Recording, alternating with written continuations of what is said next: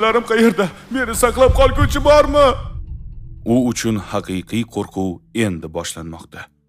Ana endi o'limdan so'ng nima bo'lishini gaplashsak, o'lim so'nggi manzil emas, undan keyin nima bor? O'lim bu bir holatdan ikkinchi holatga o'tishdir. Misoli bir xonadan ikkinchisiga o'tishdek gap. Ya'ni o'zgacha olamning boshlanishi, har qish kelganda yer yuzini jonsizlantiruvchi Alloh yoz bo'lgach unga jon beradi.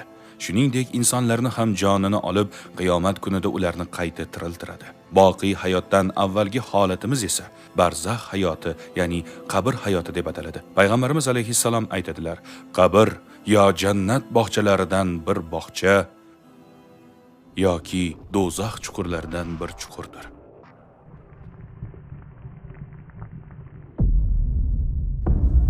Ha, siz vafot etdingiz.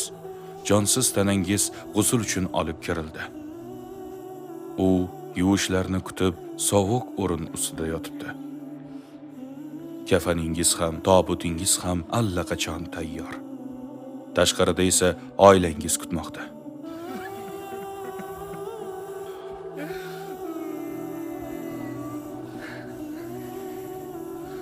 Onangiz, otangiz, ukalaringiz, ayolingiz, farzandlaringiz yig'layverib ko'zlari ishib ketgan. Zo'rg'a gapirishmoqda. Hozir tobutingizni yelkalarida ko'tarib olib ketishadi. Masjid hovlisiga olib kirishadi.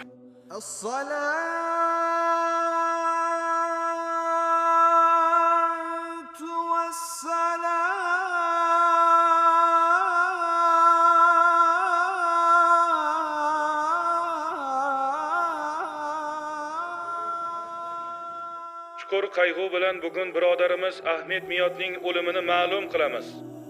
Uning janozasi bugun mahalliy masjidda peshin namozidan so'ng o'tkaziladi. Bu xabar mayitning barcha qarindoshlariga yetkaziladi. Do'stlari, qo'shnilari, Alloh unga o'zi rahim qilsin. Hayotingiz davomida janoza namozi uchun eshitib yurgan gaplaringiz endi siz haqingizda aytilmoqda. Xabarni eshitganlar yuraklari larzaga tushib, u o'ldimi deyishadi. Biroz muzlab qolib, yana o'z ishlarini qilishadi. Odamlar janoza namozi uchun saf tortib turishdi.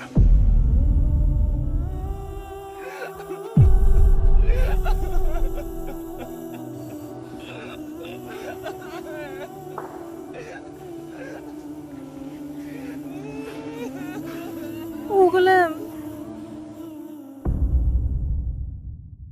So'ngra tobutingiz ko'tarildi. Qabringiz tomon olib ketilmoqda.